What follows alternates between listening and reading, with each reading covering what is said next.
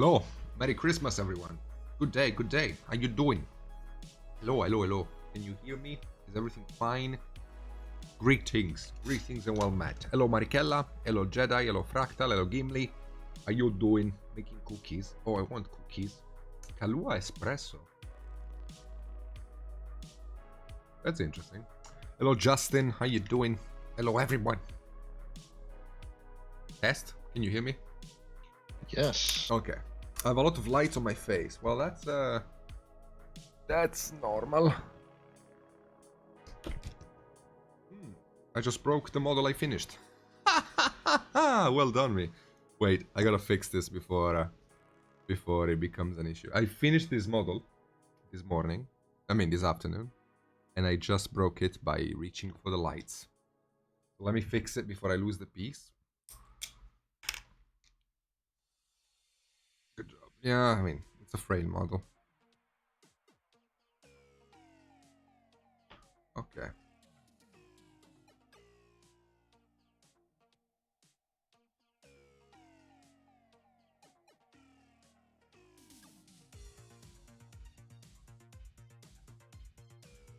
Dang it.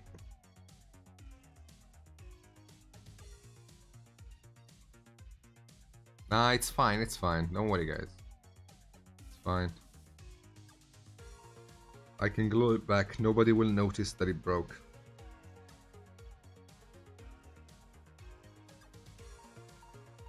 I bumped into it with my fist while reaching for the thing. I mean, upside of things is it's a kind of a teachable moment. Yes, it is. When you break a model, don't be worried. You can always fix stuff. It's almost impossible to ruin a model in a permanent way, and definitely breaking the model is not one of those things. You can easily fix it and...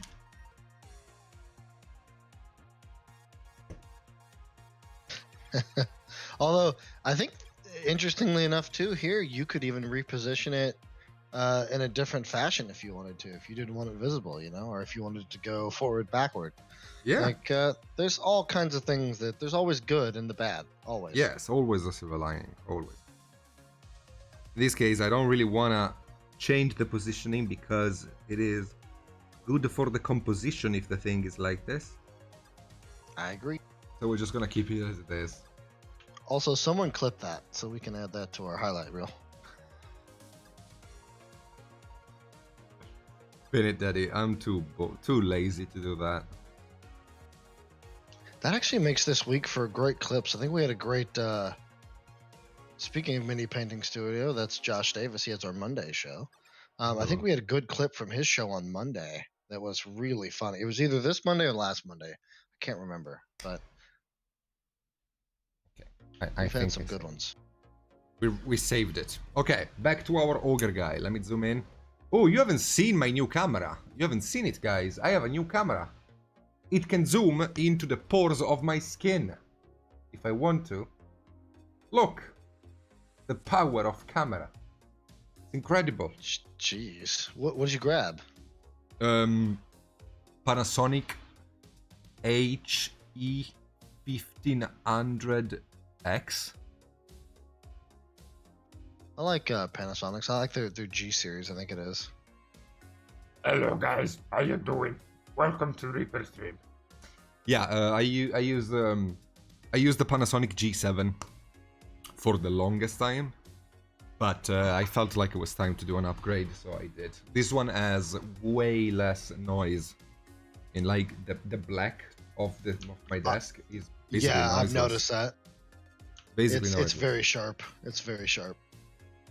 So that's really cool. It is expensive beyond belief. It's an stupidly expensive camera. I hope it pays for itself over the years because I'm definitely not gonna buy another one, unless this one breaks. I'm not gonna buy a new camera ever again in my life. This one is my last camera, I think. Don't really feel like I will ever need anything more than this. Hello, Ads. How you doing? Hello, guys. Welcome in. Welcome in. How you doing? Yeah, exactly. You can see my mistakes in Ultra HD. That's fantastic. me breaking models and stuff. Oh, wait, let me wear my glasses. Ah, thank you, Maricella. That's perfect. So tell us, Justin, what gifts did you wrap up so far? I think we've got everything in the mail, since I imagine most people these days have, or at least right now, have ordered most of their Christmas presents. We got most of them in. Thankfully, none of them got lost in the mail system. And now we have to pretty much, like, I think tonight and tomorrow we're going to be wrapping, but it's not a whole bunch of presents. It's a handful, but it's enough that it's going to be some time spent for sure. That's cool. How about you guys? I have gotten one gift from Reaper actually. I finally got the package. Oh, fantastic! You got the airbrush. Yeah, I got everything. I wanted to show it. I wanted to show the models later on during the stream when a bit more people are around, so we can have them decide which model I should be working on next, because I have a bunch of them, so they can choose, I think. Reaper sent me like 6 big models to work on, and it's gonna be fun, because I'm a big fan of big models, so it's gonna be fun to work on them. Ah, that sucks, Mini, I'm sorry. Yeah, wishing the best. Hello, Budgie, how you doing? Yeah, that's terrible news, Josh. Hopefully that works out, because he and I have had multiple conversations about his family's holidays and the way they do things and stuff, because they don't always see eye to eye either. But hopefully that works itself out in a positive way. I mean, there's no way to. Yeah, I agree. There's no way to not have Christmas be canceled at that point. But that's rough. I on my end of the spectrum, I don't really feel any difference because we never had Christmas in my house. I have never assembled a Christmas tree, for example, or had a birthday. Like, I never had people singing happy birthday to me, so this whole COVID thing didn't really touch me too much. Because I grew up in a situation similar to COVID, but I feel sorry for those of you guys who do celebrate this stuff. Yeah, for us, it's we usually go to. We have like 1, 2, 3 different areas we go to for Christmas between Christmas Eve and Christmas Day. There's 3 different households essentially we go to, so we have to take particular precaution in that. So we've discussed it. We haven't really done anything concrete, but I would say that it'll likely be a face mask at Christmas at the very least. Yeah. Hello, Zalashenko.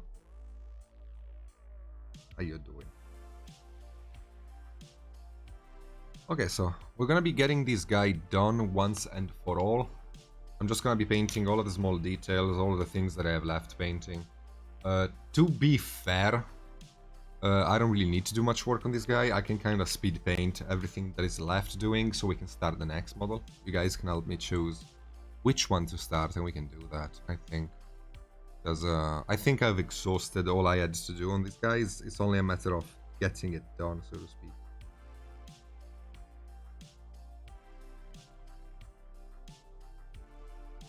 Also, I love the way the skin turned out on this, by the way. I love that rich blue. That rich blue is just... Thank you. Glad you like it. I'm also a sucker for blues, to be completely honest. Blue is a very nice color. I enjoy painting blue a lot. It's also very easy for a series of reasons. So let me teach the guys about the difference between synthetic and organic, because there is a difference. Okay, Maria. What question, Moneta? Basically, acrylic paint is made of pigments. Some pigments are synthetics and some are organic. Blue is an organic paint, as far as I know, and because of that, is extremely easy to blend. Paints that are made with organic pigments are easier to blend than paints that are made with synthetic pigments. So blue is a very fun color to work with because it's easy to blend. Green is one of those too. I think green also uses organic, while red, for example, I think uses synthetic. And it's a lot harder to blend.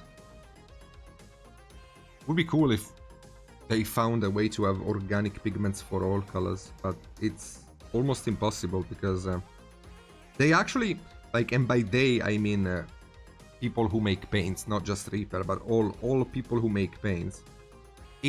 A real red pigment, like a primary red pigment, doesn't exist. Like, scientists don't know how to create it. So we cannot have a pure red pigment. It doesn't exist.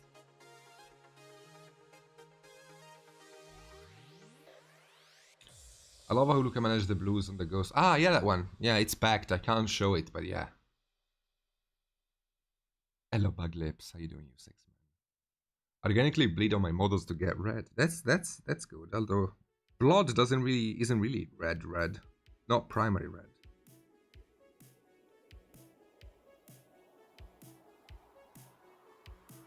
Okay, let's just keep working very quickly on all the things we have to do. We have a few metallics here to paint. Just gonna get this guy done once and for all. Been working on it a bit too long. What are we painting? We are painting an Ogre Guard from Reaper, of course. I started this bad boy a few weeks back.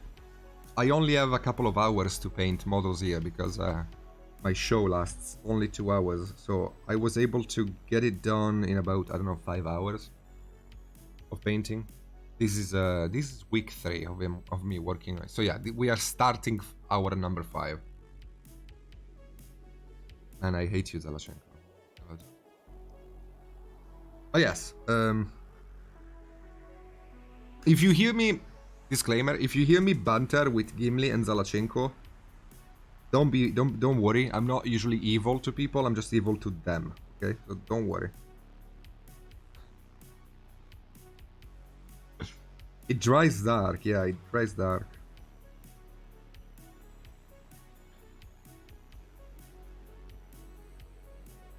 Why did you decide to support me just then? Okay, Justin, Moneta is asking, why did you decide to support me just then? What was the final decision to do so? What are the criteria to be your supporters? Let's see here. It's the nose. Yeah, actually, first and foremost, reason 1, 2, and 3 is 100% Luca's nose.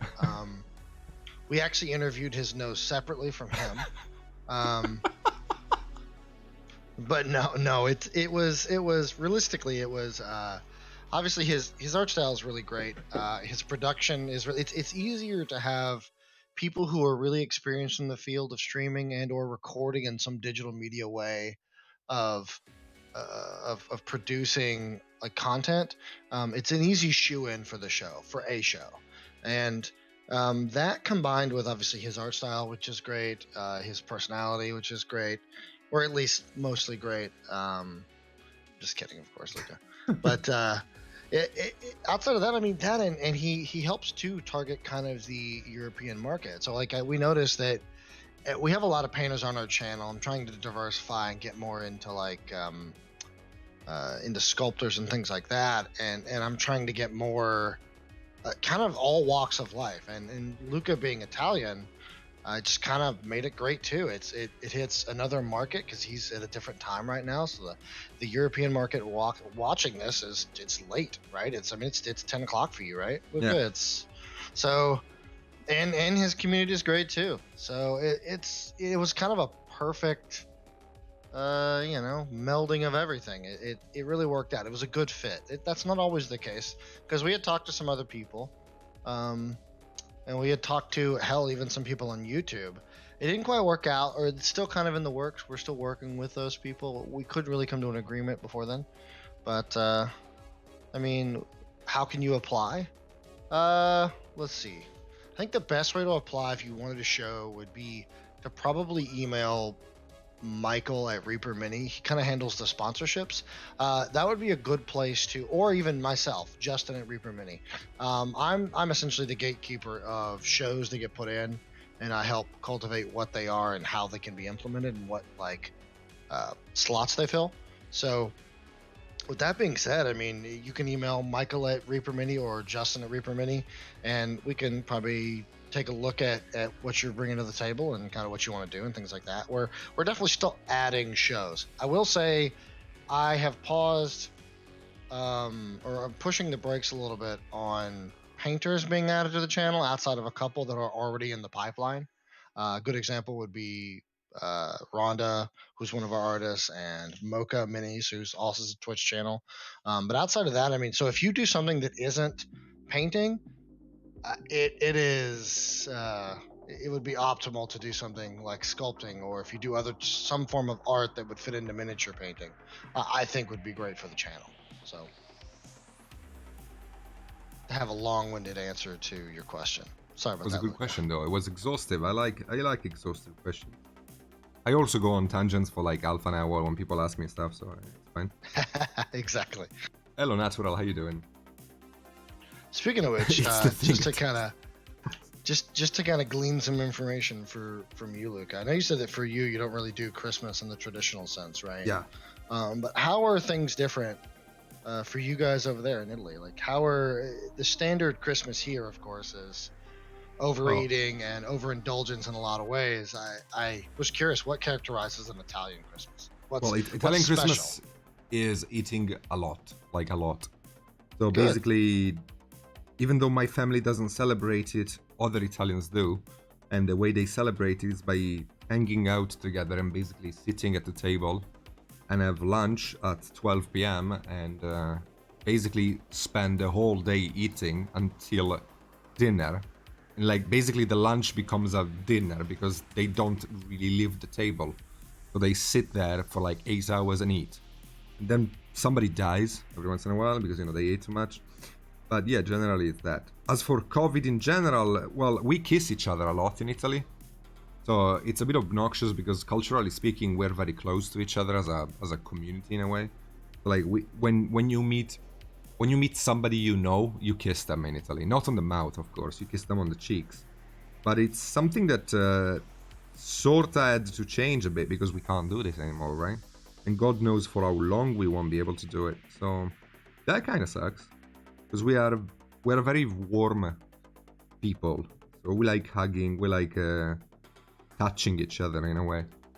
Which is why Italians are so obnoxious abroad, because like we touch, like when an Italian talks to you, which is something that bothers me too, by the way, but like some Italian people will touch you while they're speaking to you. So like they will hold your shoulder, for example, or your arm, and I find it extremely annoying personally, but a lot of people do it. And that alone is something that we can't do anymore, right? Yeah, exactly.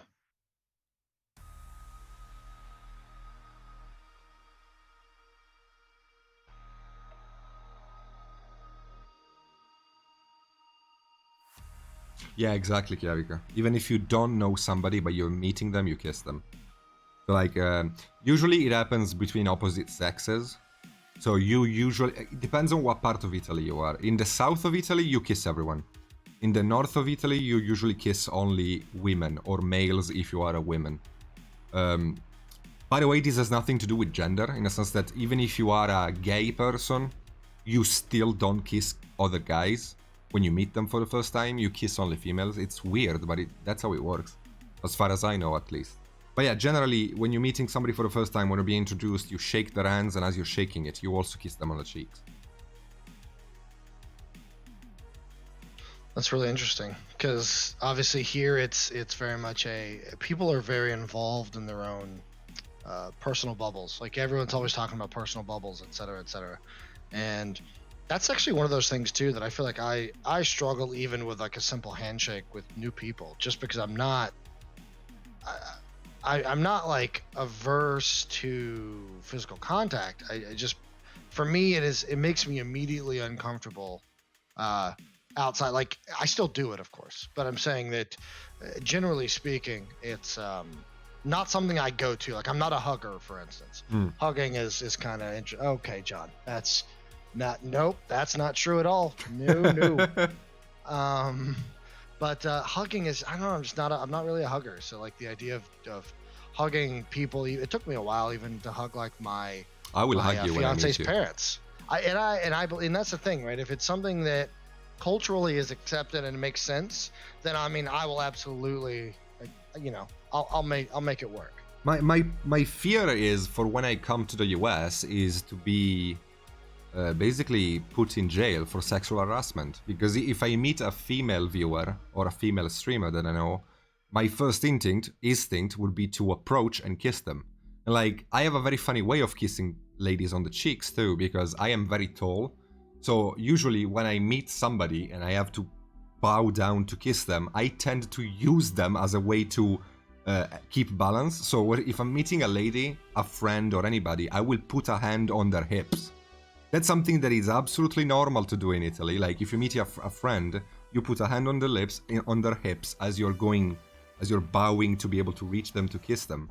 But if I do that to an American woman, I'm afraid I'm gonna get slapped into oblivion. So I have to be careful, because I am so used to doing it that it's like a cultural thing here, right? But in the US, it would be probably a problem, I think. Yeah, I would say that's probably a pretty good rule to kind of keep, just because here, it's although I can imagine most people who understand culturally that if you have different ways you do things, most people are pretty reasonably understanding, I feel like, and even if they were uncomfortable with it the first time, they'll just let you know. I would imagine they'll let you know. Yeah. I don't think I hope the immediate reaction. What worries me is not violence. the kissing, it's the hip touching. Oh, That's what fair. worries me, because like I really grab you by the hip. Like that might actually be a problem, I think, because maybe that's a bit too personal for an American lady. I don't know. In Italy, I've always done it. Literally, I've always, even to women I never met in my life, it's fairly normal that if you're approaching to kiss them, you're gonna use them as a way to stay in balance. Like, they understand that in a way. But, like, I don't know. I never had an issue with any Italian lady I have ever met in my life that told me, oh no, please stop. Like, they were okay with it because it's a cultural thing. But for example, Zalachenko, she's Italian, and she says that if I grabbed her by the hip, it would be a problem to her too. So like, that's weird, because of all the ladies I've met, none of them ever told me anything. I see. Actually, you're like 154. Like, Zalachenko is extremely short too, so I wouldn't even be able to grab you by the hips anyway if I wanted. You're like a bottle of water tall. What about my nose when kissing? I can't kiss people from the front. I have to go sideways like dogs. Do you know why dogs move their heads like this when they're looking at you? I have no idea. No. So there has been studies on it, and the same reason why, basically the reason why I have to tilt my head to kiss somebody, it's the same reason why dogs do it. Basically, apparently, it's not confirmed, but they studied it and they think that's the reason. When a dog is looking at a human, especially from below, they are looking at your face to understand your emotions, because of course dogs don't understand the language, but they understand the tone of voice and the facial expression of the owner. So when they're looking at you, their own nose is blocking their view, because they're looking up and the nose is basically blocking their frontal view. So they tilt their head so the nose is out of the way and they can see you, so they can understand how you're feeling. That's why they do it. Which is very cute. Oh, it is. I agree. It's very cute.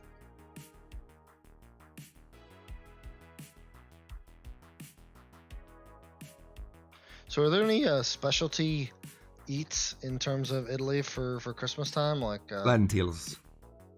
Lentils. Wow. See, that's, for us, that's kind of the black-eyed pea tradition for New Year's, right after.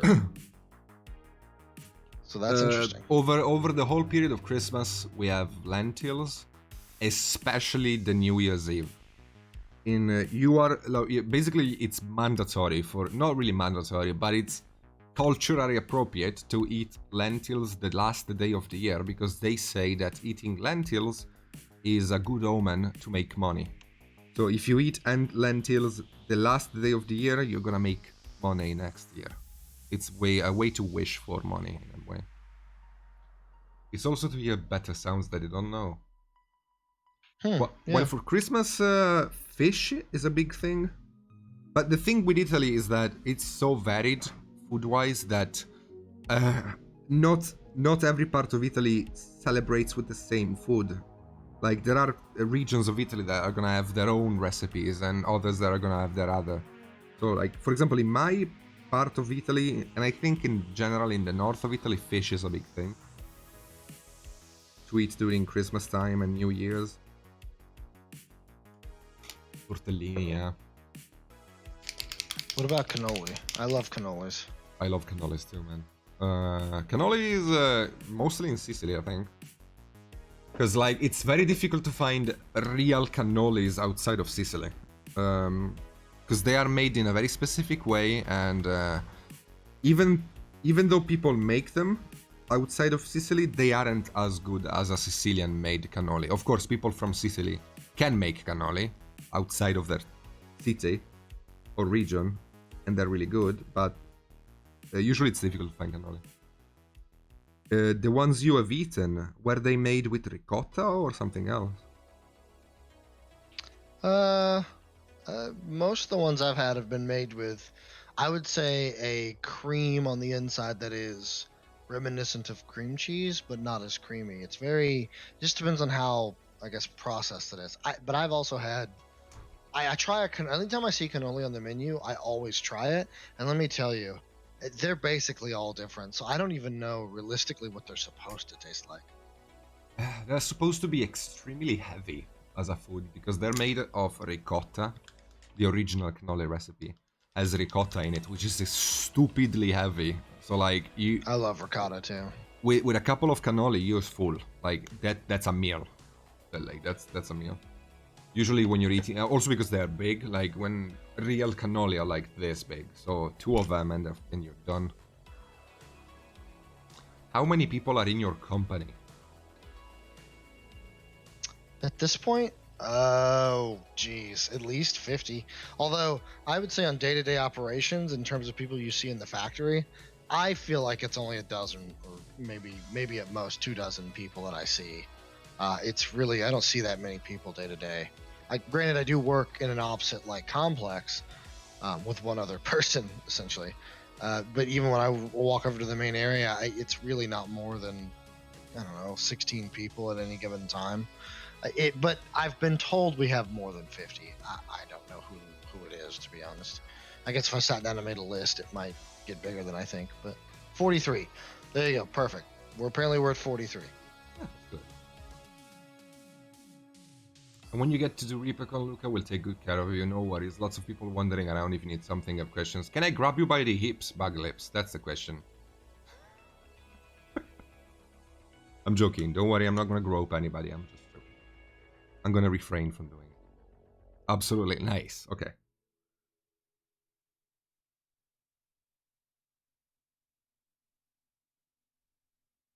Everyone else does.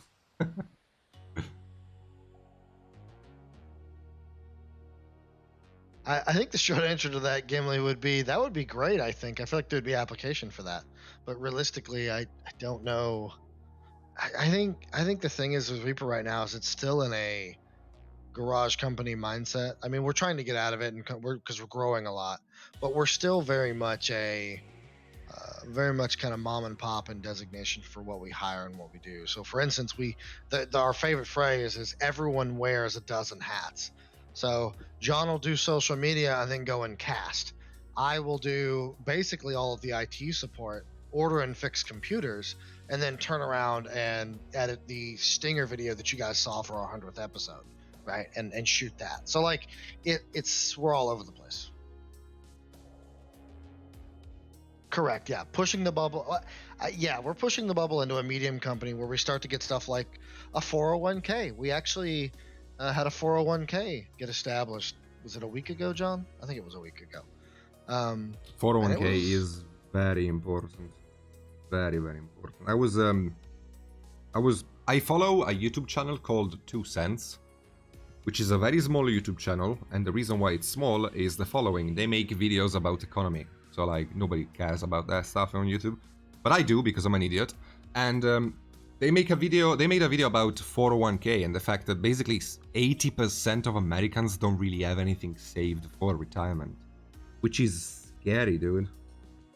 like here in Italy, you are forced to pay for retirement, whether you like it or not. For example, me personally, since I'm a self-employed person, I am mandated by the state to pay 4,000 euros in taxes just for my own retirement.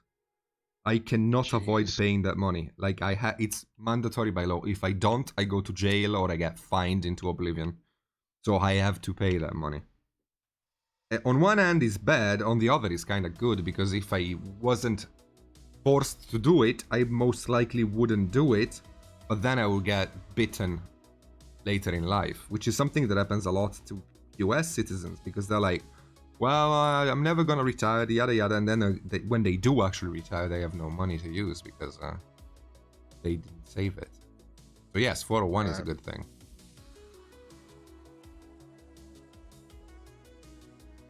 I would say the definition of small, medium, or large is obviously, I mean, without question, is very subjective. I mean, that's kind of the issue, is that it's hard to define. I don't even know if there's most people's definitions, especially if you're in business, would change person to person. But I don't even know what the standards are to even for basis on that. But maybe 50 plus employees might be representational. Although we've been at 50 plus employees in the past, and that didn't necessarily qualify us for medium sized. I mean, I would say medium sized probably starts at more like 100 plus employees, maybe 150 or so, and then large starts to get to the point where you've got hundreds and hundreds of employees, right? Yeah. Assuming there's only 3 sizes. I mean, you could probably break it down and say there's a gigantic size too. Maybe I don't know. Yeah, in Italy is annual revenue and number of employee.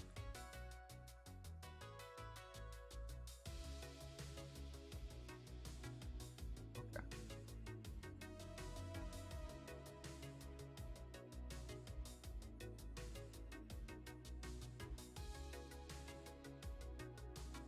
Still working on the skin tone. Completing it once and for all, pushing the lights a bit more.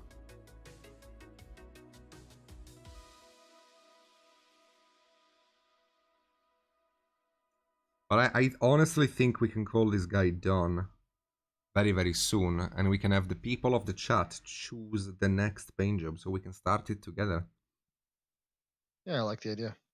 while we're having a chat. If you want to, I can show what I got like everything I got from Reaper, so people can see a little bit of an unboxing. Hello, Zarducci. I want Luca to paint a metal miniature. You will not see me paint metal if I have a say in it.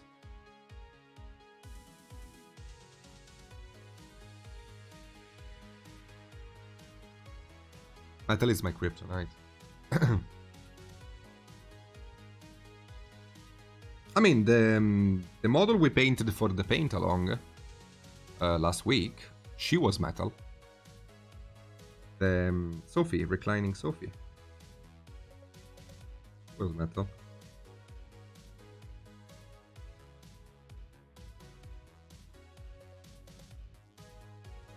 Okay.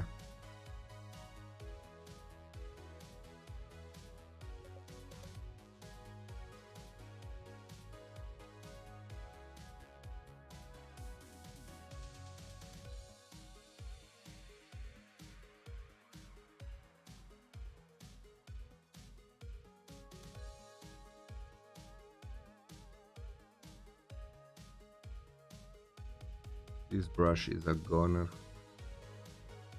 I am afraid.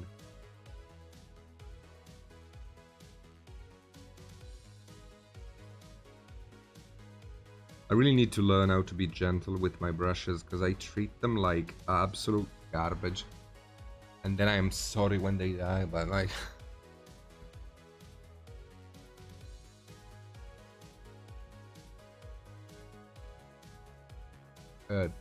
Discord died, my Discord is dead. I can't log in. It's blocked.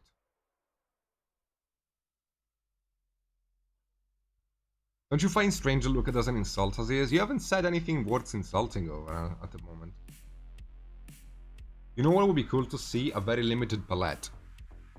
Kavika, in my case, there is no such thing as a limited palette, in a sense that I can mix anything. If you give me black and white and 2 colors, I can come up with literally every color from those 2. If you want to, we can do it.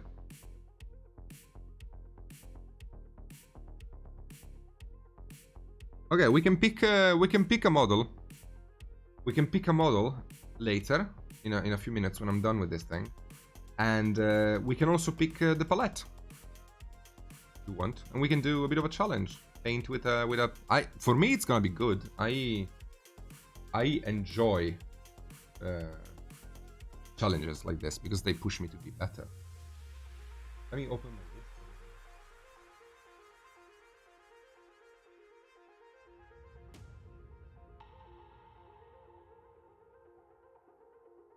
No, my Discord isn't working.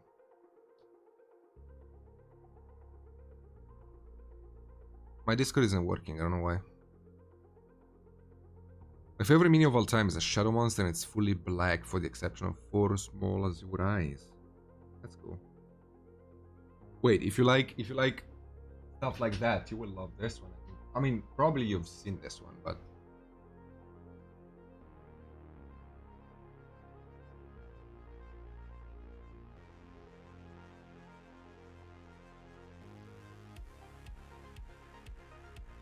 okay, it's working now. I'm back in. Ah, there we go. No, but it's not working. I don't know. I mean, Discord isn't working. I don't know. Hello, Justin? Can you hear me? Yes, can you hear me? Yeah, I don't know what's wrong with my Discord. It's okay. Discord's voice chat system is really, really unreliable. No, the whole software crashed. Exactly. It's not. Yeah. I mean, you get what you pay for. It's free, so. Yeah.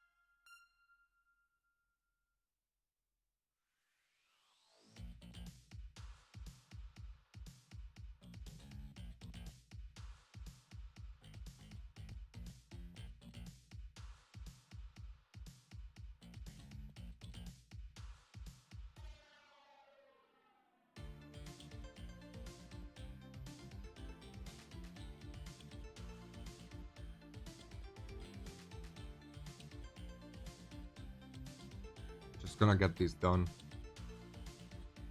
I think we are done. Yeah, I just need to base him very quickly, but look good here. Hello, Croton. How you doing?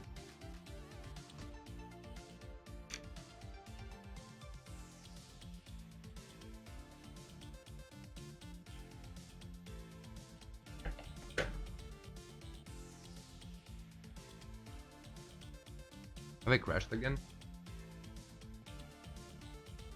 No, okay, I haven't. Well, sounds good to me so far. That is very sad, Gimli. What can I say? What can I say? If you made them knowing that I was gonna eat them, you would have probably poisoned them, so, you know, it's fine.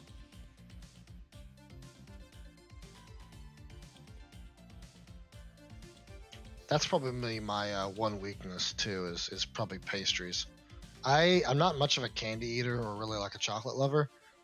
Pastries though are just I can't like pies and you know. I don't like Just- pies or pastry in general. I like salty things way more than I like sweet things. My weakness is Reese stuff. You know, butter stuff from Reese. I was sent a few from the US a couple of weeks ago, and man, I'd never had them before in my life. I fell in love. They're so good. So good. Thank you, Groening.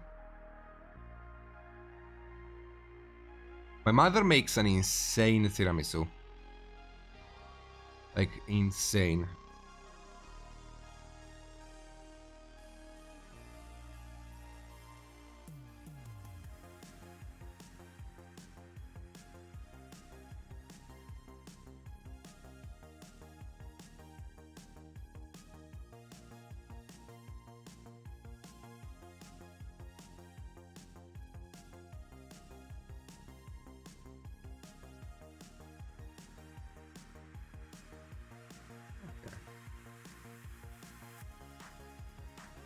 I think we can call this guy done. He served us well. Okay, let's bring out the big guns. You guys gotta help me choose what model you want me to start next. Let's see. So, the boys from Reaper have sent me a million models to paint. Let me zoom out. Okay. So, I have the Worm Gear. We have a Storm Giant. Can we do a poll? Okay, can we do a poll? Absolutely. Okay, so the options are Worm Gear, Storm Giant, Fire Giant Jailer,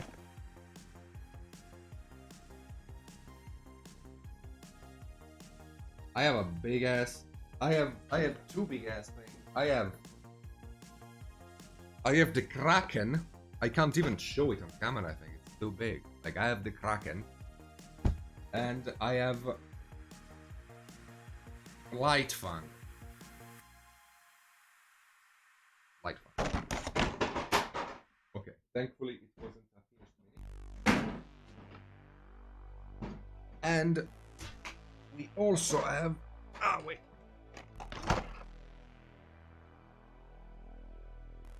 We also have. Yeah, she uses Pavazzini, Zara. We also have this guy, which King of Hell. Okay, King of Hell. It's a cool mini. I like him. And lastly,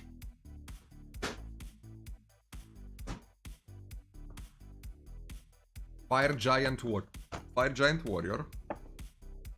And this one, which I don't know the name of. Rauthuros. What do you want, Moneta? I don't see anything on Discord. Dude, I don't see anything on Discord. What do you need, Moneta?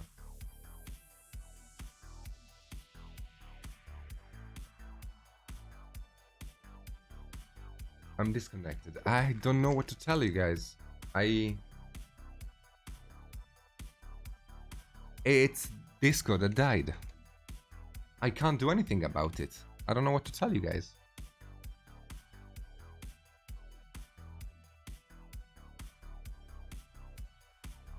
Thank you for. I think John. Can you hear me? Luca? Hello, yes, I can now. Yeah, I think John made the poll for me. So. Okay, thank you. I am sorry for the Discord problems, but they are not on me. Like, my internet is fine. Otherwise the streaming would also cut. So. Exactly. Yeah, it's not an issue. It's really not.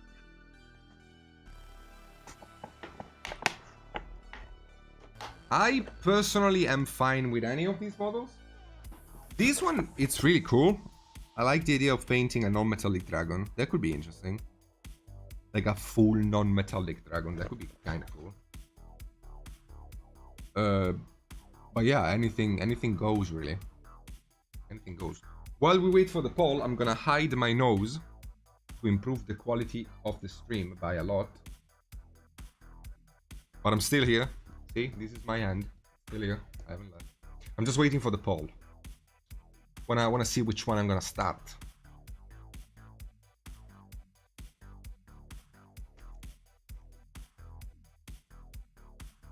I will also show you guys a very cool Christmas gift I got,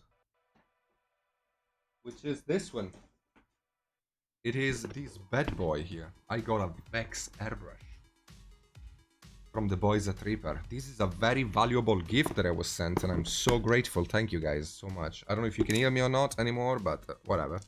You can hear me on stream. I can't hear you on Discord. Oh, I can hear you in Okay, Discord. nice. Okay, it's working now.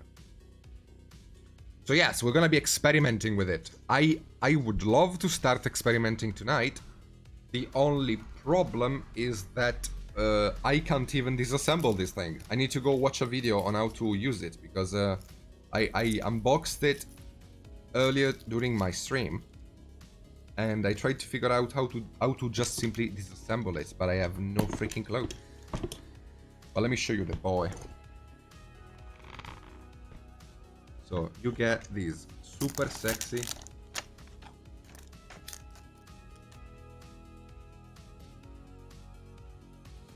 Bonita, take a chill pill, dude. I know.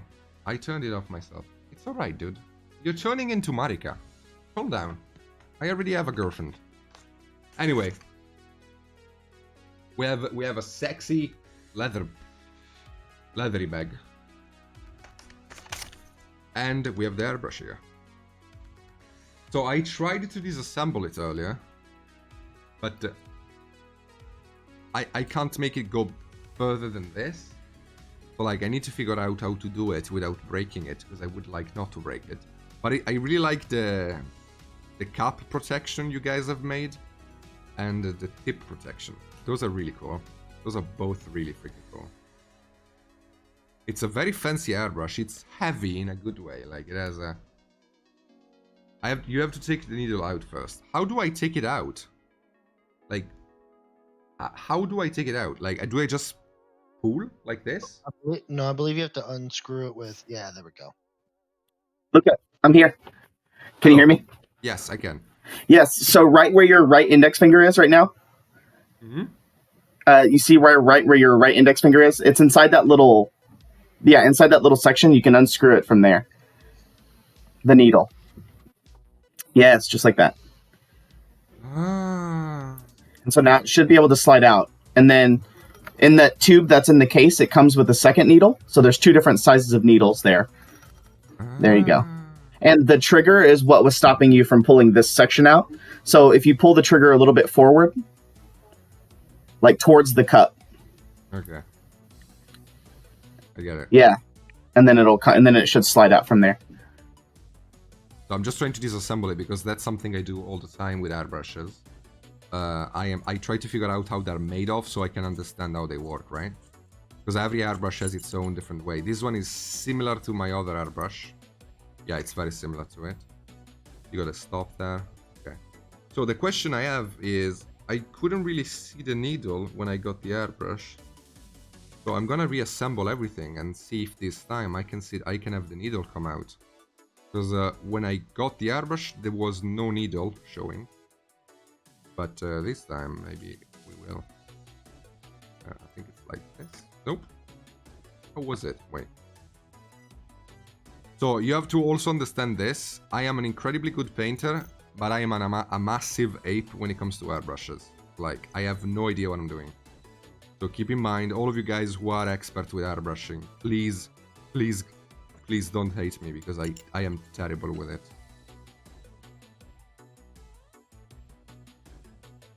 I think I'm doing something wrong. Like this. No? Like this. Must be like I am not an expert as well, so I have no idea. No, I'm doing something wrong. For sure. Ed has a video on our YouTube channel of him taking it apart and putting it back together. I will send you that video. Yes, thank you.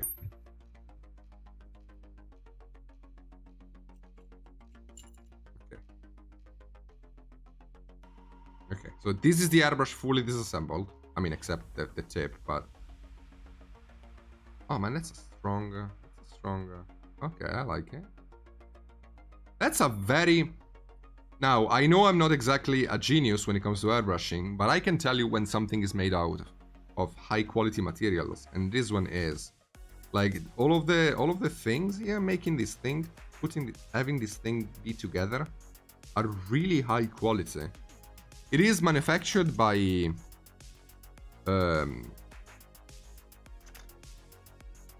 Artbeck and Badger. Steel. But I know Badger okay. airbrush. That's really good. How are you supposed to clean the wax after you finish painting? Like every other airbrush, I would say. The way airbrushes usually are cleaned by first off removing any excess paint you have in the cup. So just use water to constantly have the paint come out of the airbrush at full strength into a cleaning area. There are airbrush stations that you can use to clean your airbrush in. And then once you're out of paint, you can use some airbrush cleaner. They sell those specifically. You can load the airbrush with it and have it go through the airbrush a bit more. And if you want to, you're done, technically. There are other ways to clean an airbrush. You can also disassemble it entirely, like I did here. You can disassemble it entirely, save up the bottom part, like this part here, which I am afraid of breaking right now. This part here, you should definitely save up in a sense that you don't want to wash it because there are very, very frail things inside. The mechanism is here. So you gotta unscrew this part and save it up, and you can basically chuck the rest of the airbrush in a sonic cleaner with some dish soap, pretty much, and have it go and clean up. If you really want to be thorough in your cleaning. I don't suggest doing it every day, but maybe like once every 2 weeks. You might give it like 5 minutes in the sonic cleaner, which is only $20, by the way. Like a sonic cleaner is very cheap.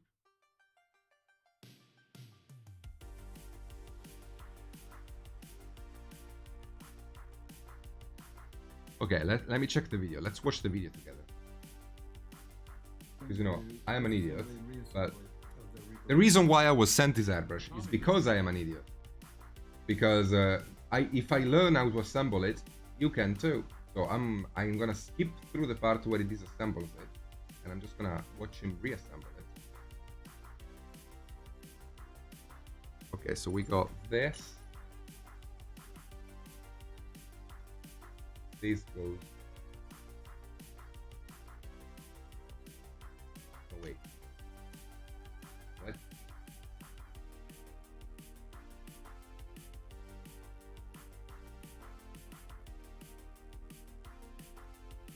Okay, so I'm watching him do things.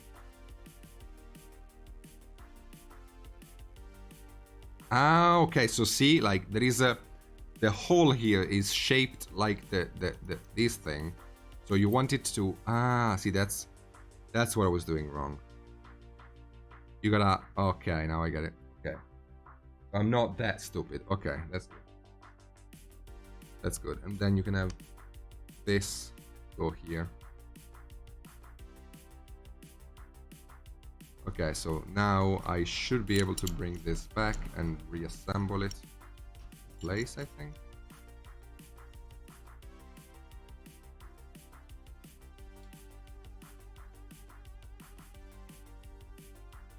Yes.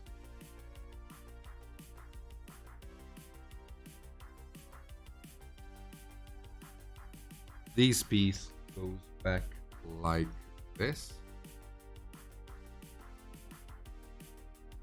Okay. Let me unscrew it a bit.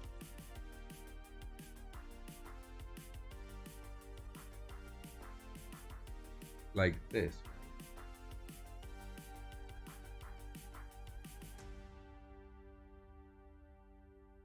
Nope. The complete opposite. Like this. Okay. And then you can have the trigger going back on like this. It's very simple actually. Like I am taking baby steps because again I am not an expert airbrusher, but it's actually very simple to assemble this thing. I know to cry. I know, man.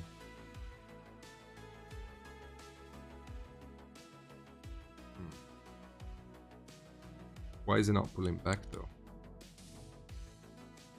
Wait a second.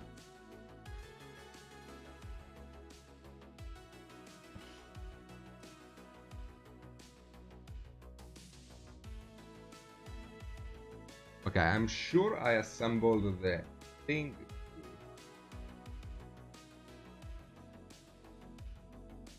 No, it wasn't going back, like it's stuck. Like I can assemble it more, I can try, but yeah, it's completely stuck, see? So I probably made a mistake somewhere in the assembly of the...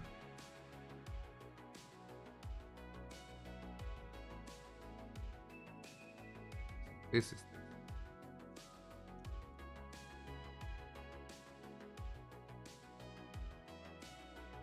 I guess... I don't know.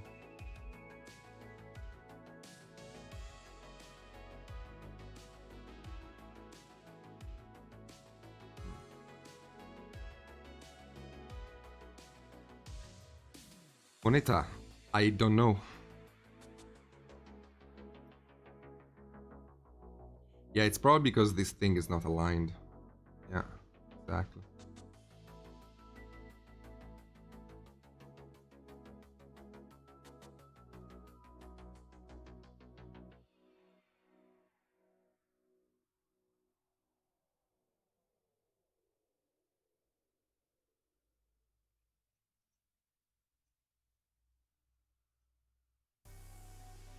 No, it's screwed in. It's aligned.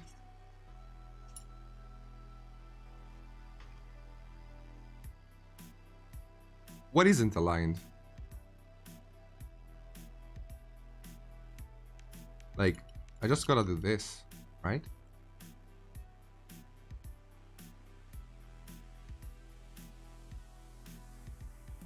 Doesn't seem like I have to do much more than this. The thing on your left arm, this one?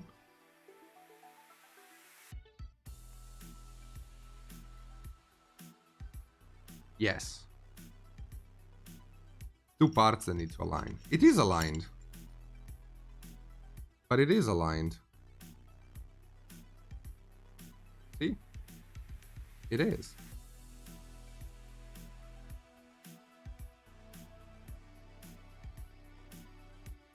If you also have a wax airbrush and try to understand how to make it work, I hope I hope my attempts are helping you. No, I really want to get these I really want to get this airbrush understood, and I'm doing it here on the Reaper stream exactly for that reason, because I want to figure out this airbrush with you guys, because I mean, they gifted me the airbrush, so I want you to hold my hands as I understand how to work this thing. I can paint with an airbrush pretty well, actually, so that's not a big deal. It's just the assembly that every time I have to learn. Wormgear was the winner. Okay, good stuff.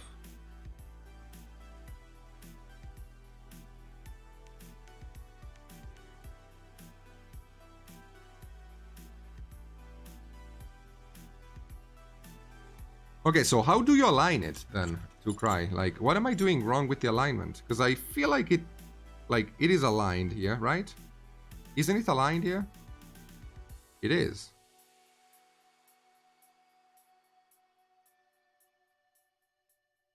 Screw it all the way in, then grab the thing. Ha! What?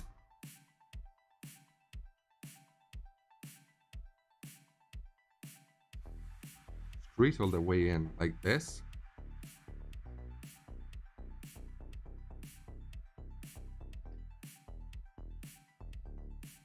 I don't get it.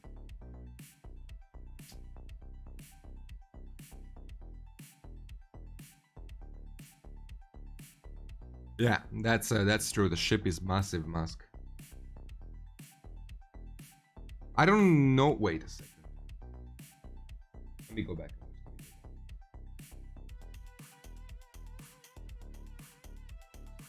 So, to hold the spring. So when the D lines up in the keyhole, it'll do this, and that's what we want. If it gets turned a little bit, it'll lock this mechanism and the brush won't work. Okay?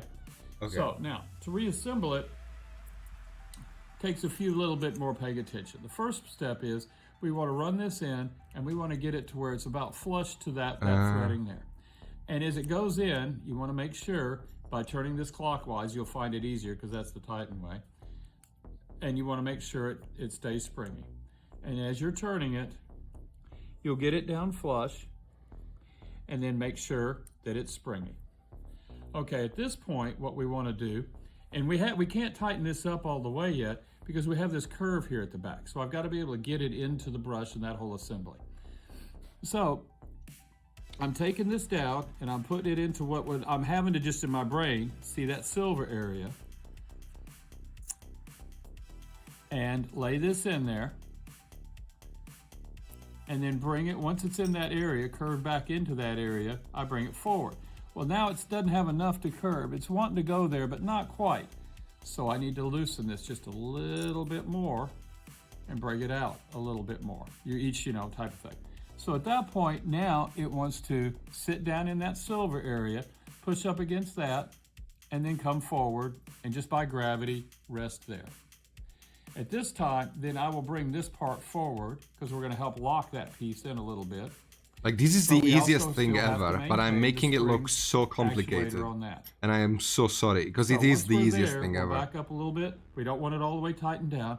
We're going to take the trigger. You can reverse this trigger either way. It's what captures the pin. And there's a knurled side with a flat to catch, or if you want a little bit more subtle, you can go. Now, what we're going to do is take that indent I showed you and drop it on that nipple. The way you're going to do that is just push this in, and it shouldn't take much pressure because we're going to keep this back a little bit.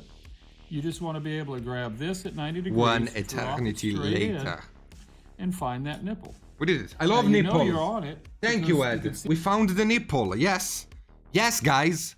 I found a nipple. Yes, we did it. I love nip. No, this thing is not stuck in position though. The nipple is not stuck.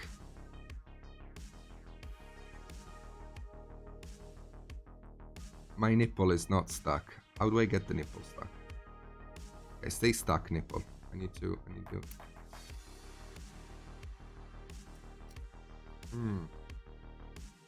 Wait, why is it not? Ah, wait, right.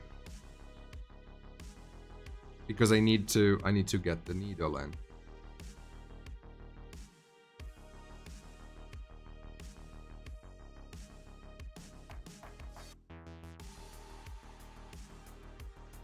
Okay, and it's coming out now. Okay, we got it. Yay! Nay! Right, because I have to put the thing in after I put the back, because this airbrush is particular. It's actually really cool. This is actually a very cool design thing, the fact that you can remove the needle with the fully assembled airbrush, because this allows you to not waste any time.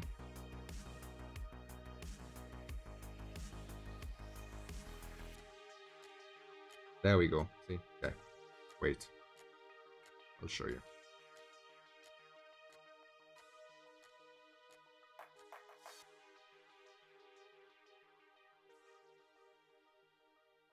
Nope. Wait, what?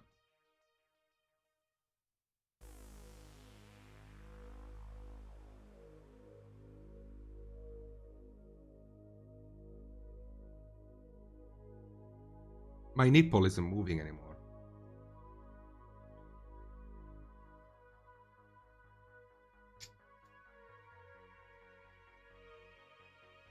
Unscrew the thing on the back, okay? My nipple is moving again. Nice.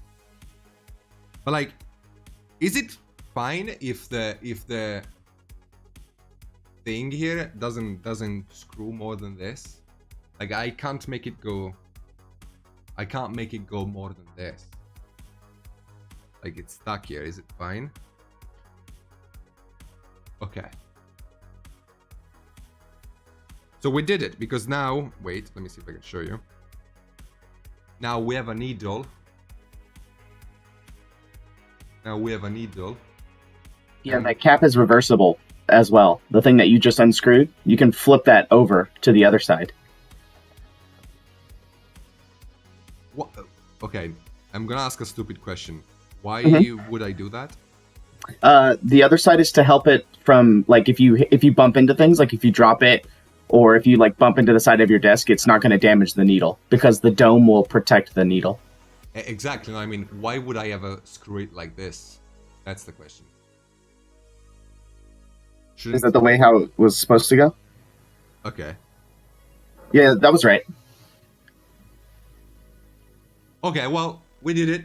We did it because now the needle is moving. I don't know if you can see it, but the needle is moving now. So it means the airbrush is working. We did it. I saved it.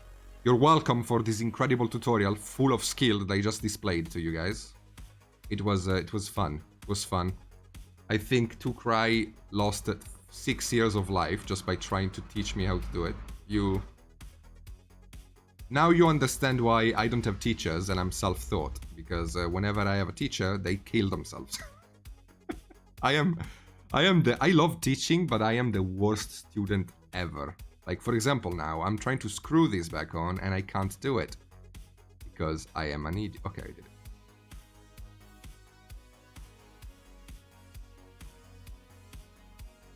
Okay, we did it. We did it. But now, what if I want to... Can I do? Okay, I can... That's... Okay, now that's amazing, actually. So, like, when you're done painting, to rescue the needle and be sure that it's not bumping into anything, you just need to unscrew a little bit this metal thing here and pull back. And now you're done, because the needle is stuck inside of the airbrush, so that nothing is gonna break it. Even if it bumps into something, there is no needle. So that's pretty neat. I like that. That's how it was when I got it. And again, this cup protection thing and this thing here is also really cool. I mean, I guess you don't really need to get the needle. If you use this protection thing, you don't really need to have the needle stuck somewhere because you have this on.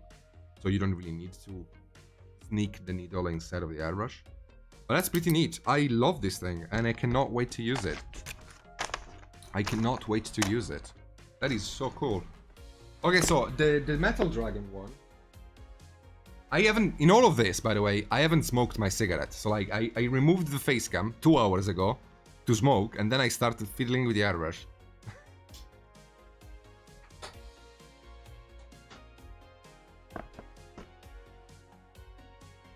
Do you have an adapter for the hose? This is how my hose looks like.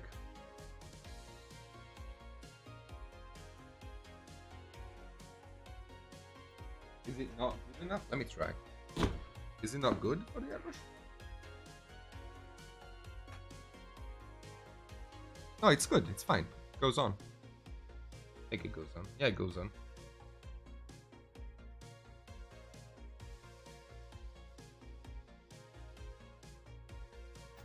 There are 2 needles inside. The black one is the one already inside, and the white one is the other one. I don't know which is which, though, when it comes to size.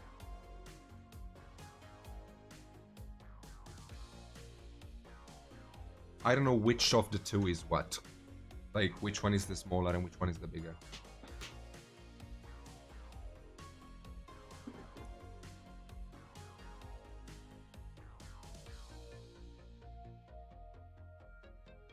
The quick release adapter, what is it? So this one is the one, yes, we're here, okay.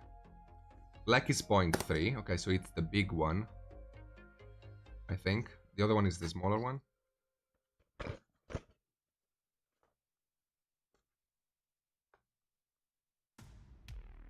One micro detail needle, one general detail needle. I know the difference, I know this one.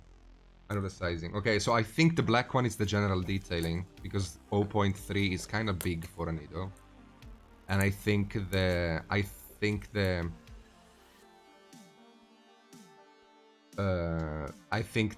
white one is the very fine detail one, I assume. Yes, yes. I do know that. Believe it or not, I do know the difference between needles. You guys don't believe me, but I will prove you. that I am actually really good at using an airbrush. I just am an ape when it comes to the mechanical aspect of it.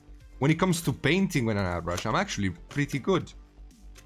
I know you don't believe me because you just witnessed me spend 25 minutes trying to assemble a hose, but a screw. But trust me, I can actually use an airbrush well.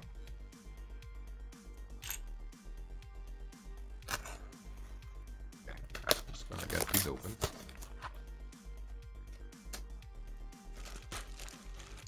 Ah, look how sexy it is. It is a big boy, man.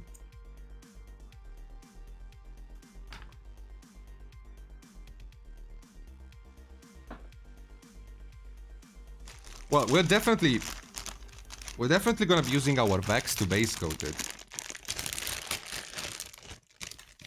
You're not very nice to me, to cry. Let me tell you this. You're not very nice to me, man. It's resin. Very good resin, too. That's cool, okay.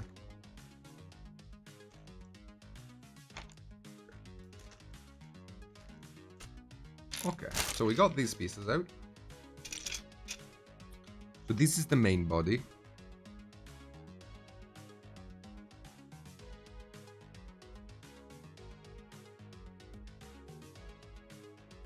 Oh, this one goes back.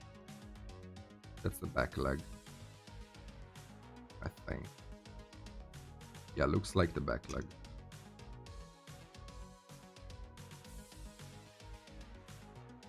Yes, Kagero. I will paint this model only on River Stream. Which is gonna take me a little while because it's non-metallic. So like, if I'm planning on doing this in non-metallic entirely, it's gonna take me a little while, but it's gonna be fun. So we have this. Just trying to figure out what is what. I'm gonna glue everything together in a moment, but first I want to test the assembly for everything.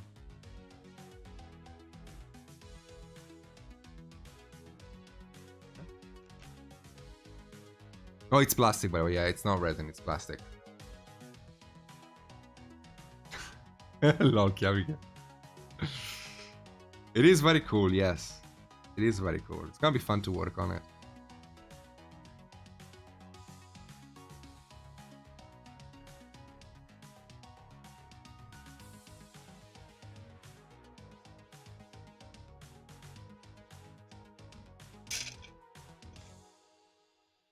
The question is, do I get the wings on immediate? No, I think I'm gonna be working on the wings separately. Yeah, I should probably keep the wings separate, otherwise the model gets too big. Like, yeah, it's so big. Because this wing is massive. And it would just be in the way. Yeah. Yeah, we're painting this separate.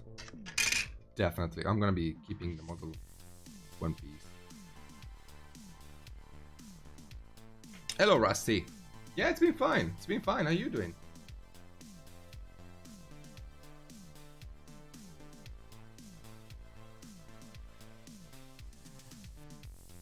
Yeah, me too, Gimli. I can't wait for everything to fly out.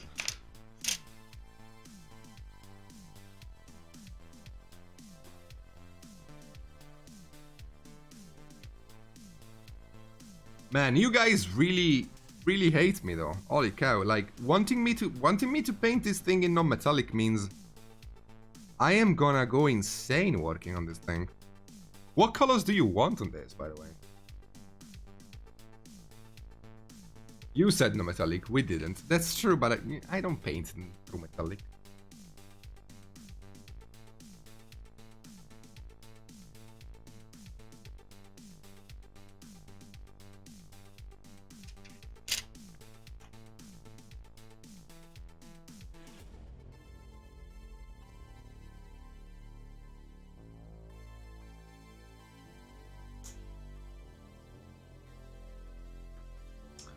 True metals with non-metallic style.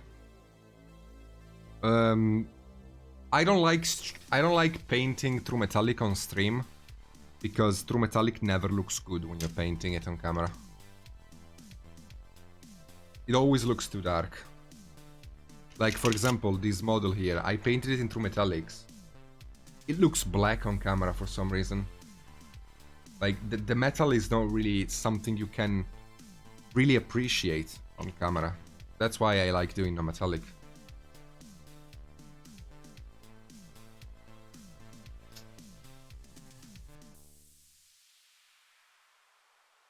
Yeah, but you guys are gonna see it on camera, not in real life. Hello, I'm back. Let me see the book.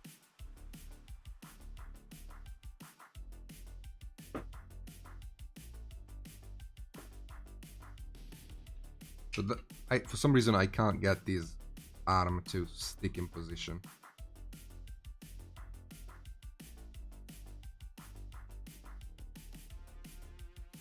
No, Discord is attempting to reconnect. Like, I am in the Discord right now. I'm speaking. They should be hearing me. Yeah, I can hear you. Okay, so they're here. Yeah, they were just witnessing my misery. I've only assembled this model one time, and it was back in 2013. So I haven't assembled this model since then. No, but it's just that I think I just need to get rid of the little thing. Yeah. It might need to be trimmed a little bit.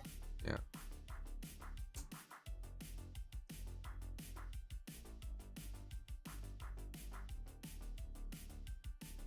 Yeah. There we go, like this.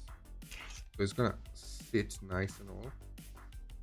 Just gonna make sure. Okay, so we can get the legs on. Gonna make sure they're even. Okay, I'm not actually gonna be gluing the tail though. I'm gonna be keeping the tail on like this for when I prime, but I'm gonna keep it out of the way so I can paint it separately, because one of the cool aspects of these models is that you can basically assemble and disassemble them on the fly. You don't really need to glue things together. I'm gonna glue the legs because, you know, they're legs, might as well glue them, but the tail I'm gonna keep separate.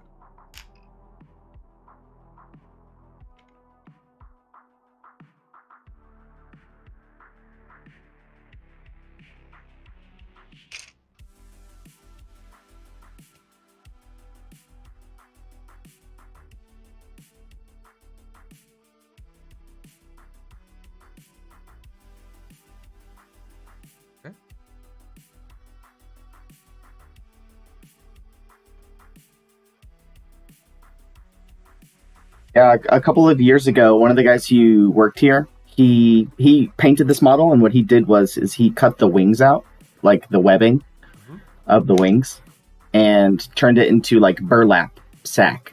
So he like put little pieces of sack in there I love sack. to make it look very steampunky type style. That's cool. I like the idea. Actually, it's actually a very good idea.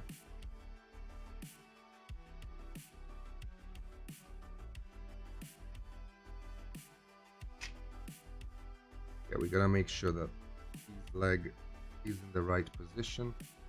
The legs have to be aligned to each other. Okay.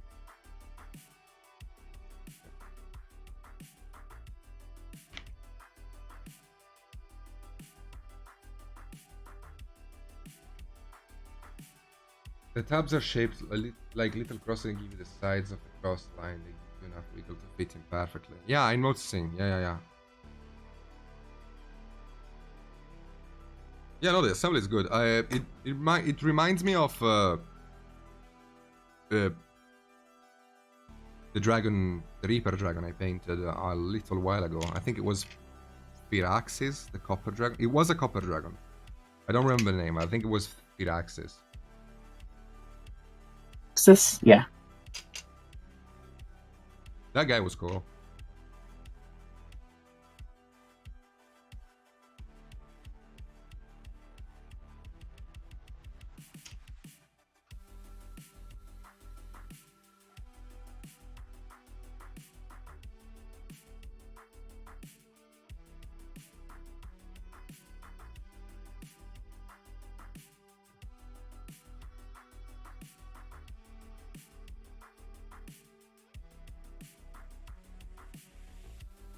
The only problem is that this model is so big that don't really know how to hold it for painting.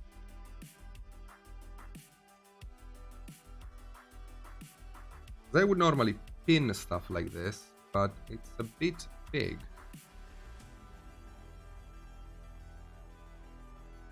So I need to. I think I'm gonna just hold the model in my hands. I'm gonna paint one side and then the other, and we should be good that way.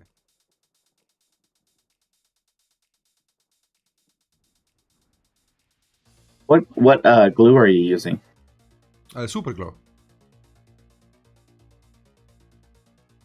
Loctite.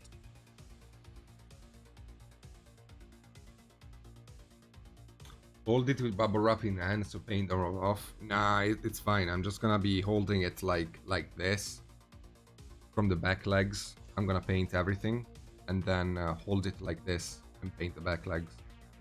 I think that's the best option I have. If I could get him, I need to buy like a piece of styrofoam or something to have him based. That would be cool. So I can base him somewhere, and because like keeping him without a base would kind of suck. I think I would like to give it a nice base to be on, like not really a display plinth, but just like a piece of something to be on. Yeah, I'm gonna prime it.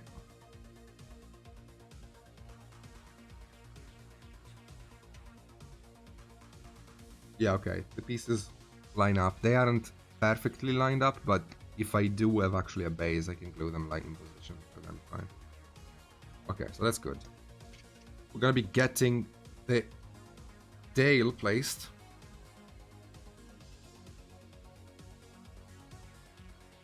Okay. Yeah, I need to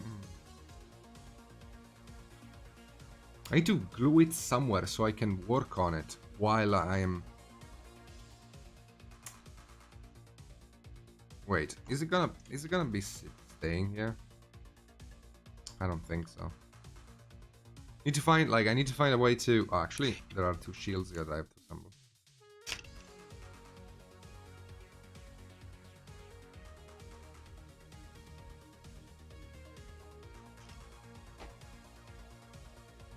Take care, Kavika. See you later, dude.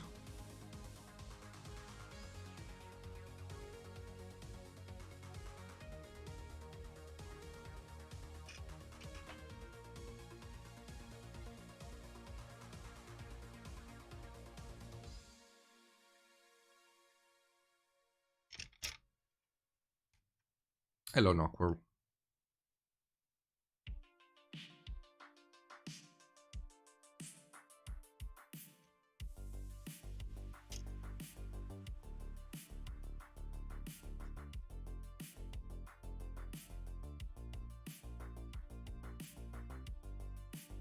Yeah, it comes down to preference. I prime my models even when they are Reaper Bones because when you don't prime them, paint tends to be a bit more flowy on the model.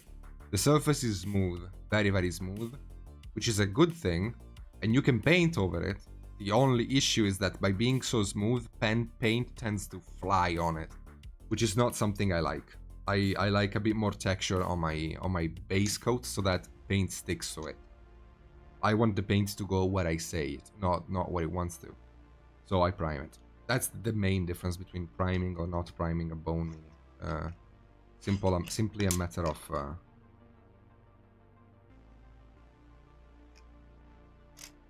of whether or not the thing is gonna be okay. It is. If you want the paint to flow or not.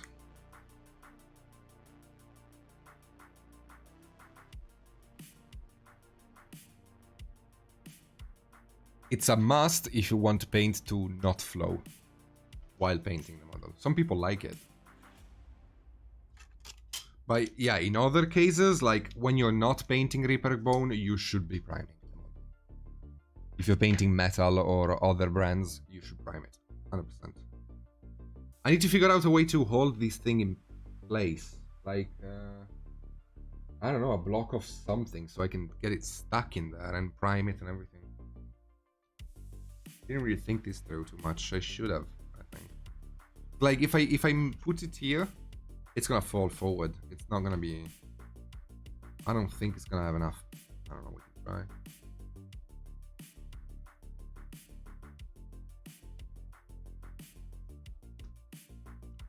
We can try. See if this sticks.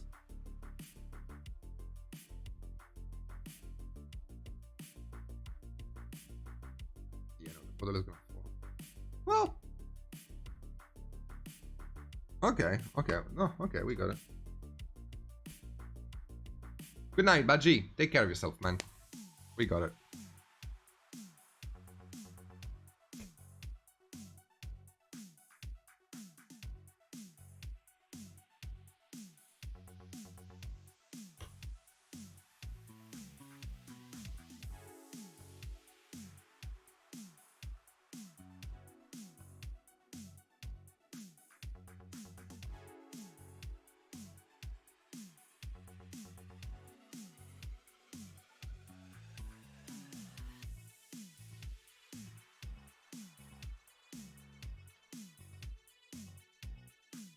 Hello, Valander.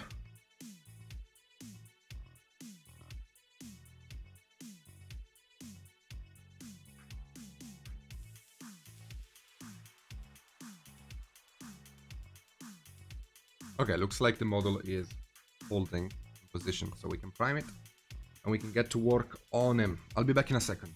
Let me just go prime it. Little pro tip to avoid having to waste gloves in case you are like me and you prime models while they are pinned somewhere or while holding them. A good tip to avoid, you know, ruining the environment more than necessary is to have a plastic bag, as if you were grabbing dog's poop, pretty much.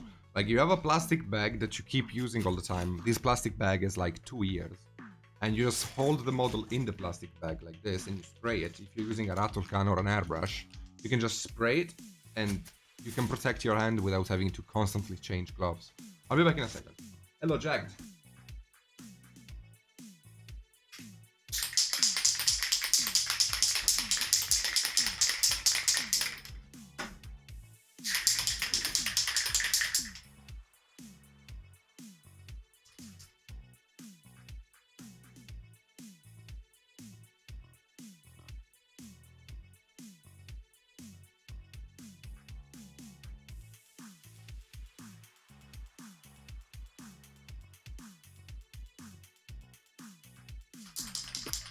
Chat, I think you can hear me. Is he priming? Sorry, I had to step away. But I'll be able to answer any questions you guys have in chat. I see somebody says that they got a learn LTP kit. It was one of ours and it had metal in it. That's weird. It must... I don't know if we've ever done metal in the Learn to Paint kits.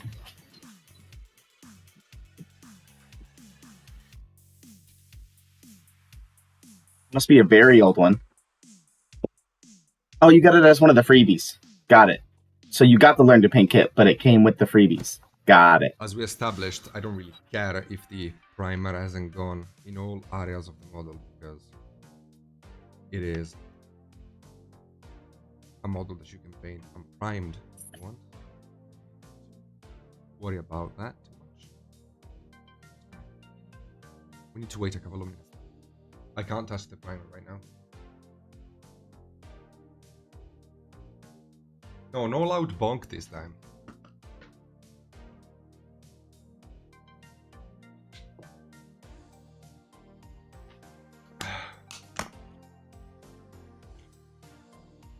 Hello, Ryu. I'm doing well, dude. How you doing? Yeah, no bonk this time. No bonk. I saved my head.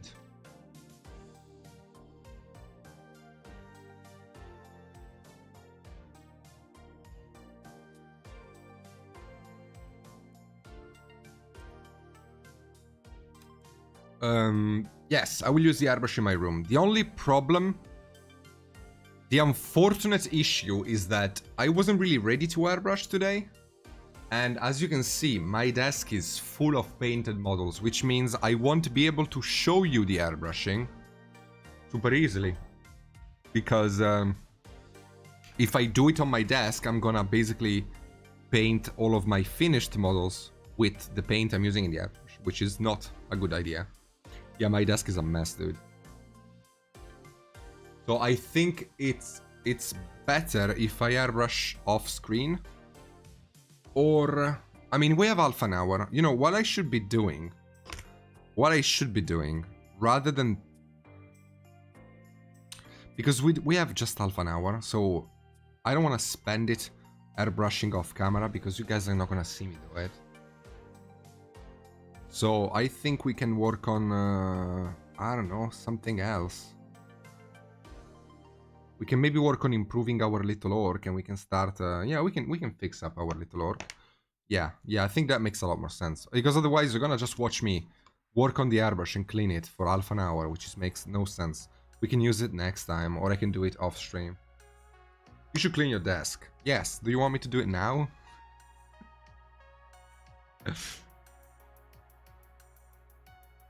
Okay. Yeah, let's just keep working on this ogre guy. We don't have much time anyway. We have like 20 minutes, so might as well work on this dude. I enjoy being in my mess. That's the thing. Like, I mean, I don't mind having a clean environment to work in, but I actually like having a messy desk. Having all of my completed commissions on the desk and stuff like this makes me feel like I have achieved something. I don't know how to explain it.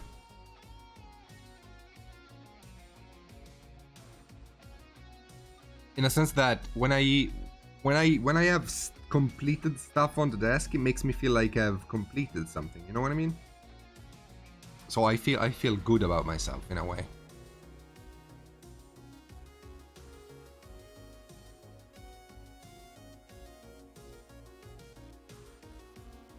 Yeah, let's just keep working on improving the paint job on this bad boy here, which means adding more blends, adding more stuff. Next time I'm gonna work on this, I will be doing the base coat off screen. I don't know if you guys want me to do it online, I can do it online, but it's just a base coat. Because since we're doing non-metallic, I can't really use the airbrush for much else.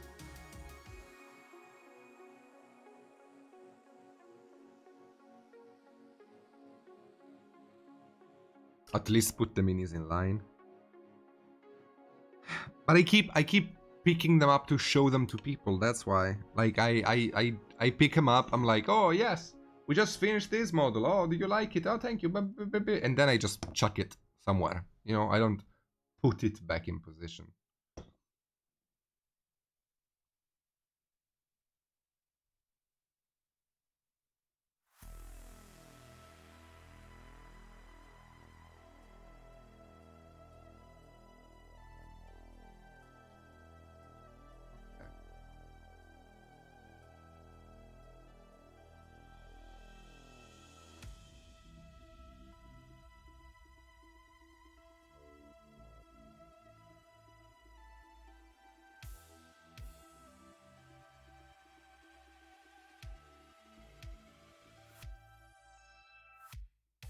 I don't have enough space on the desk.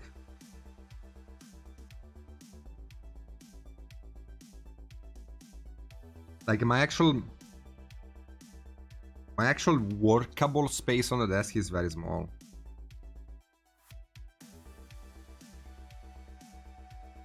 So I don't have space to put these models. I need to buy like a display cabinet or something I can attach somewhere and just use it like that.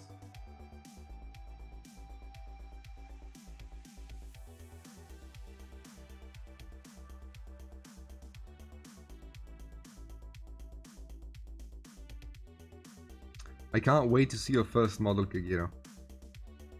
When you're done with it, take a pic. I want to see it.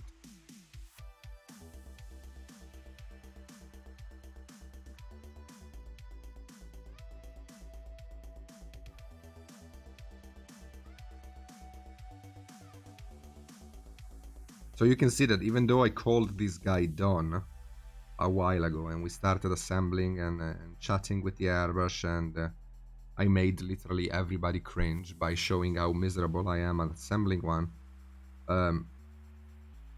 there is a lot of room to improve the model. Like, it was done because I wanted it to be done, but I could sit here and paint this thing for another 6 hours if I wanted to. And there is stuff to improve in another 6 hours. Like, I could take this model to competition quality if I wanted, but I don't think it's necessary. I think we just want to create a nice impact. I'm gonna focus a lot on the dragon though, because the dragon is big, which means I have a lot of space to work on, which means the non-metallic will be fun to do.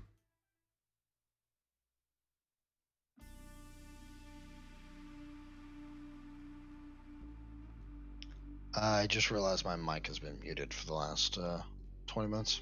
Yeah, hello, how you doing?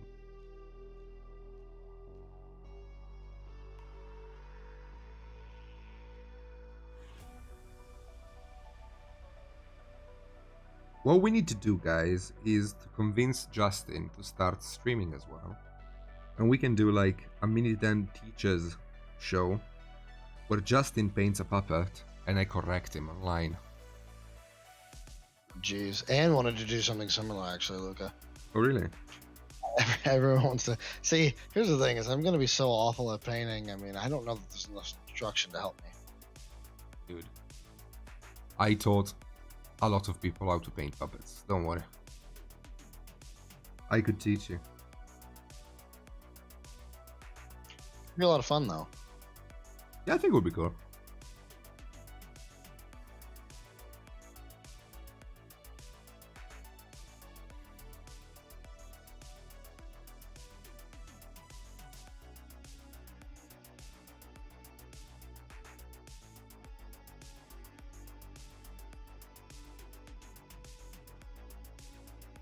Hello, Giga. How you doing?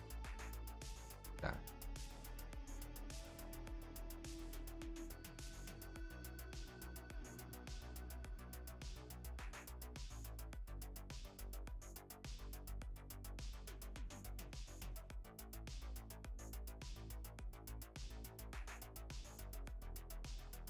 Once again, I don't have a working brush anymore. Life is torment.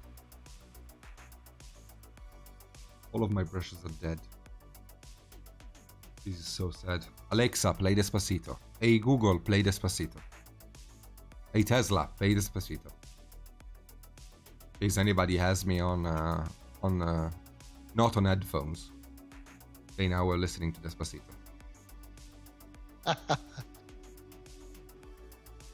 I've been lobbying for a Justin Paints show for ages.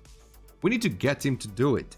It's unacceptable that somebody that works for Reaper hasn't painted minis. Like, what the hell? How is that possible? I don't think John's ever painted a mini before, ever.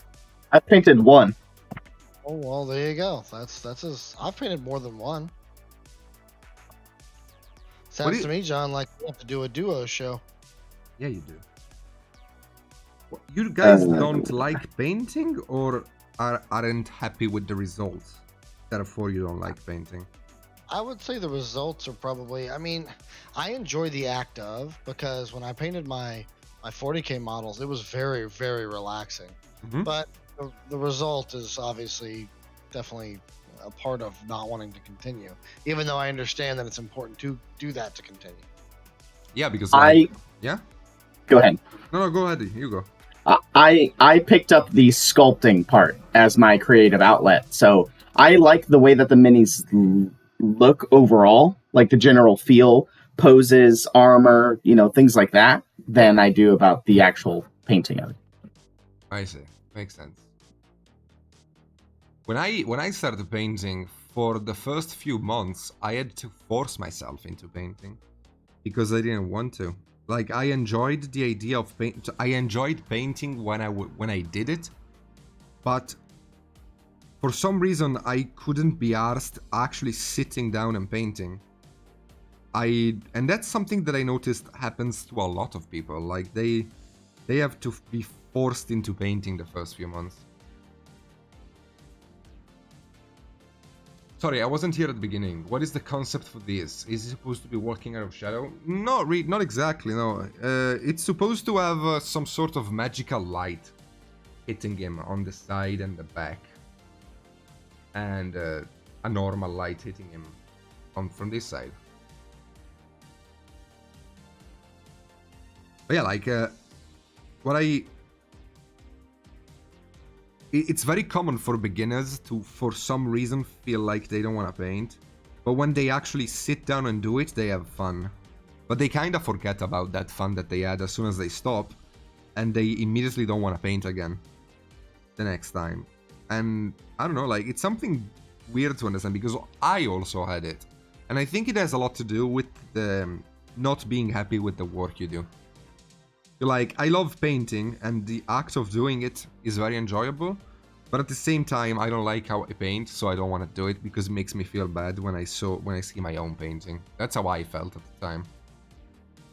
Took me a long time before I actually started enjoying the process of sitting down and painting. Yeah, Kagiro, something like that. Painting takes ages. The fight against inertia is real. I don't know if it takes ages though, because like I can get models done very quickly to a nice level. Like I can get a model done in, I can show you something I painted in about 3 hours, a little less than 3 hours. See. It's a very small... Yeah, I'm at the I know in painting isn't there a phase where you don't like the way that it looks, and then until it gets to a certain point. Yeah, the good old hot garbage stage. Yes. I get that phase with sculpting too, because I'll look at something and I'll be like, oh, I keep touching it up over and over again instead of moving on. So it takes me forever to do something. Or when I do move on, I think of something to do with the sculpt, and then I go back and remake the part that I was working on. So it takes me a lot longer. Yeah, we do it too with mini painting as well. Like my philosophy of painting, which is what makes me so carefree, and it's something I developed because of this problem, because I was feeling bad about the way I was painting, because the truth is, you have to fool yourself into believing your mistakes are mistakes, right? So like, if you're like following a recipe or you're following a plan and the plan fails, you failed. You made a mistake, you have to restart. If you're instead are allowing yourself to explore the options, allowing also yourself to change your opinion over the course of a paint job, you're not failing, you're just exploring. So your whole mindset changes, right? So my painting style, I mean, if you followed this paint job, you noticed it. I kept moving back and forth between details. I never really completed the skin and then completed the OSL. Like, I kept jumping around. That's because I allow myself to change my mind. And doing so actually makes painting more enjoyable to me. If I was painting by the numbers, following a recipe or following a plan, it would be a lot more difficult for me to have fun because I would feel like more stuff is at stake than what it is here. This is just fun. Did you read books on color theory or did you learn just by practice? I read an academic book on color theory, The Art of Color from Johannes Itten, which is the guy that invented color theory pretty much. That's the book I read because my sister studied it back in high school because she did art school. So we still had the book laying around and I read that book. And then everything else came from experience. Yeah, bug lips. I do miss painting when I don't. Like, for example, I usually have a free day on Thursdays. I won't have it tomorrow. I will be live on my own channel anyway because it's Christmas, so I want to hang out with you guys. But I generally have a free day on Thursday, and when I don't paint on Thursdays, I feel bad. I feel guilty. It's not that I feel bad, I feel guilty. For the last year or so, I cannot enjoy my free time because I want to paint all the time. So even though I am physically too tired to keep painting for a day, I will end my stream to relax and maybe go to sleep, and I will feel bad because I feel like I could have painted more that day. It's really weird.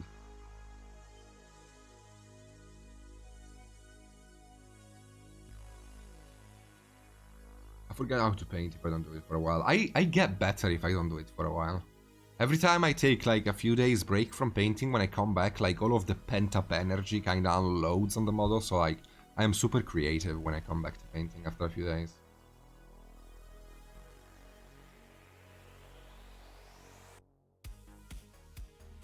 No, I know, Kagiro, but like it's tied to the imposter syndrome that I feel. It's like, you know, I make a living on Twitch, so that alone to me means that I am not really working in a way. You know what I mean? It's like a part of my brain goes, man, people are breaking their backs in mines in Ghana, and you have the luck to be able to make a living, or at least attempt to, by chatting with people and having fun. So like the whole idea makes me feel like an imposter. And so if I am not painting all the time, I will feel like I'm somewhat wasting this blessing that I have. I don't know how to explain it, but like, it's like, since I have this blessing, I have to make use of it as much as I can to be worthy of it, in a way. Yes. Yes, I dream all the time about painting. All the time. Like, I maybe might have a problem with a blend, or I might have a problem with a color choice or something. And the very next night, I will dream about me painting the model that was giving me issues and finding the solution. And when I wake up the next day, I know how to fix the problem because I dreamt it. It happens all the time. I do dreams about painting at least twice a week.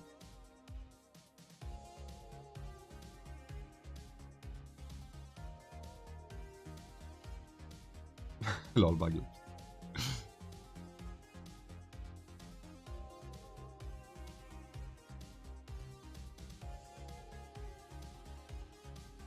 But I'm a bit of a different beast because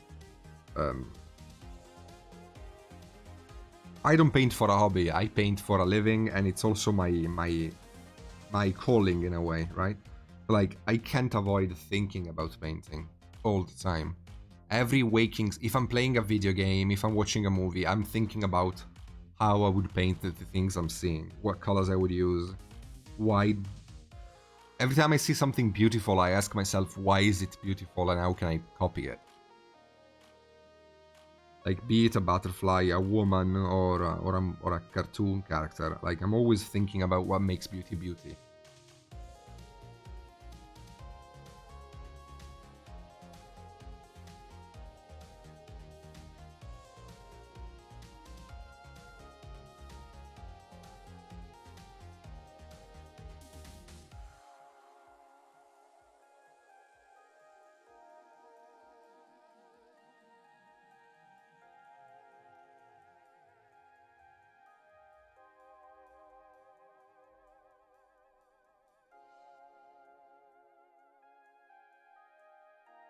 Okay.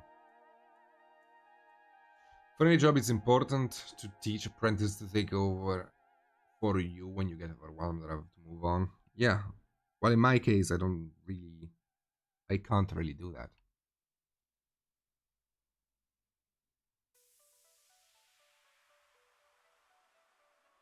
And I don't think I would actually do it if I could.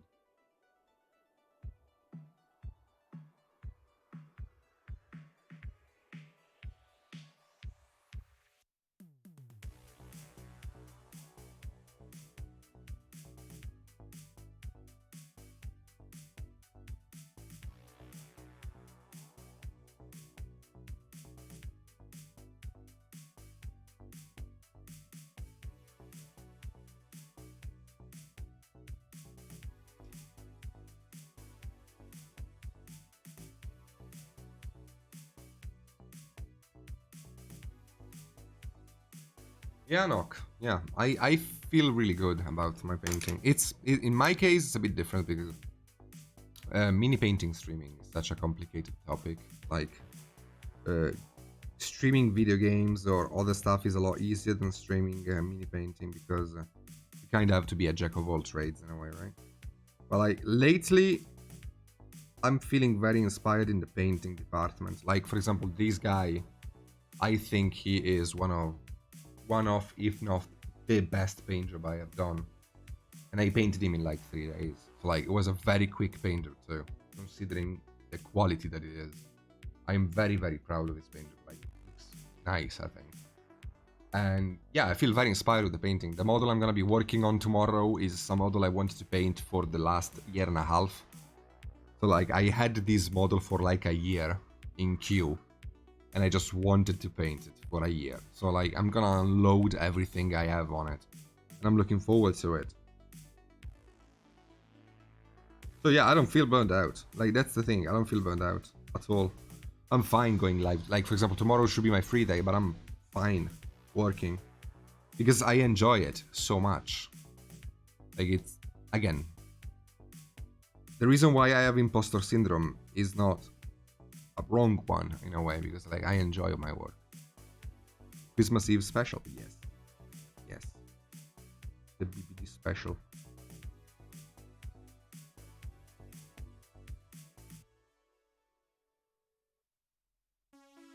Take care, Kuro. You too, as well. Have a fantastic Christmas.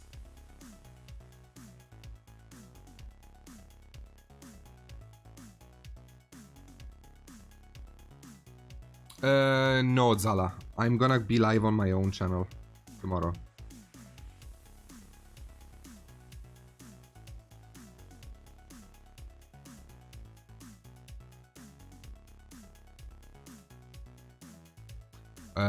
Tomorrow I'm gonna go live at my local 1 p.m.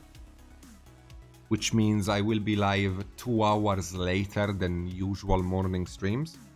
But I'm gonna be live ad nauseam, which means I'm gonna stay live for as long as I want.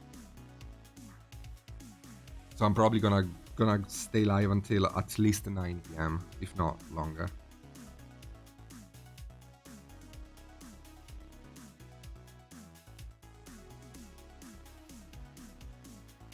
Yeah, I know, Doc. Yeah, that's true.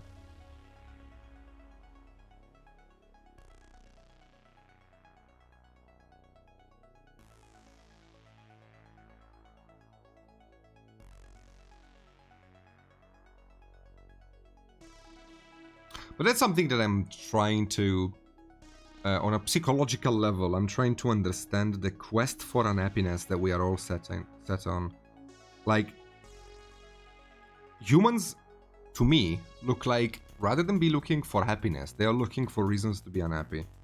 And I find myself part of that problem, in a sense that I also always am looking for the negative in things, rather than the positive. And it's weird, right? Like, it's something very interesting to me that I hope to understand one day. Like, how comes that we always look for stuff that doesn't work instead of stuff that does work? Like, it's an eternal quest into basically sabotaging yourself. And I never understood why. Even kings back in the old ages, they found every possible way to sabotage themselves and die as young as possible. Like, they literally killed themselves over their own quest for sabotage, which is so interesting to me. Like, and I feel like I somewhat overcame that self-sabotaging thing with mini painting, because I feel that both my conscious and subconscious, they both agreed they want to get good at painting. So I am not sabotaging myself when it comes to painting, but other things, yes, all the time. I'm doing it, spending effort to find something good. Anytime I find something bad, yeah.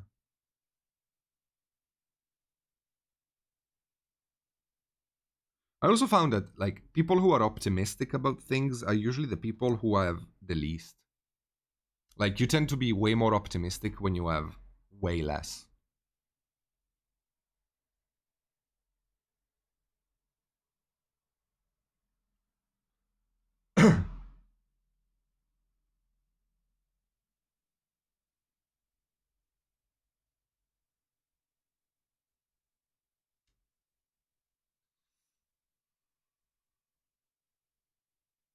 Yeah, Nock. Yeah. That's what friends are for, though, I believe. Like, having people to talk to that can give you their own peace of mind on the topic you are feeling lost on is super important. Like, that's the definition of a friend, I think. Hello, Xulrak. How you doing, man? Good evening. Okay, I'm just cleaning up and basically improving the quality of this paint job. Slowly but surely. Again, to make this piece really stand out, I would need another 4 hours, I think, to work. But I would rather instead, because I think it looks good enough, honestly, I would rather instead work on the non-metallic dragon, which is cool. Non-metallic is my specialty besides female skin tones. So I think it's gonna be fun too. And leather, I do leather really well.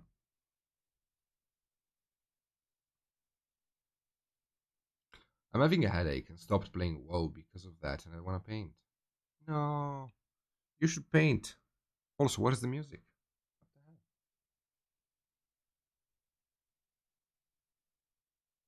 hell? Okay.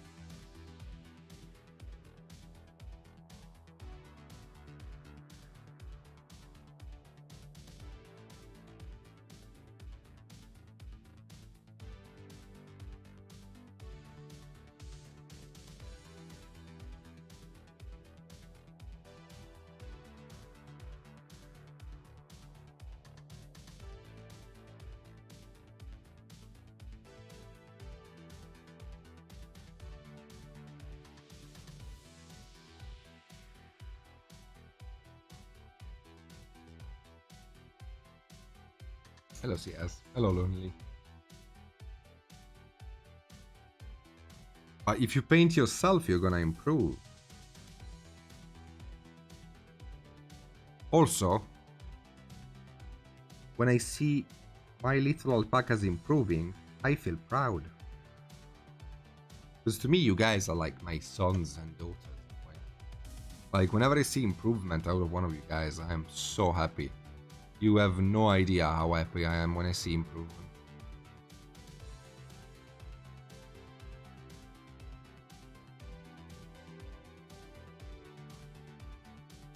Paint, man.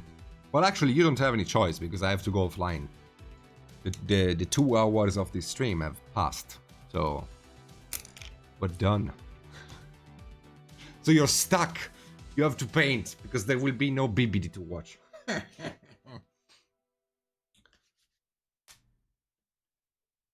Justin? I am. Doing great, buddy. How about you? I'm alright. Alright. We're done. We're done, my boys. That thing looks amazing. Boy. I love that that plate on his arm. What thing? Dragon? The This plate one. on his right arm. Yeah. Oh yeah, thank you. Wait till you see the dragon, man. This thing is gonna be entirely non-metallic. This is gonna be an undertaking, for sure. It's gonna be fun. I'm looking forward to this. Alright boys, thank you so much for watching. Thank you for hanging out. It's been a pleasure as always spending time with you Reaper people. As always, I have my own Twitch channel where I stream every day. Tomorrow I will be live for Christmas streaming my painting. I also have a Patreon where I teach mini painting. So if you want to learn non-metallic or OSL or any stuff like that, you can find it on Patreon. And I have an Instagram. If you want to drop a follow, that would be amazing. So thank you all. Thank you all for watching. Have a fantastic evening, everyone. I love you so much. Take care of yourselves. Thank you guys very much. Have a Merry Christmas. And thank you for spending this time with us, Luca. I appreciate it. Thank you guys for having me. Merry Christmas, everyone.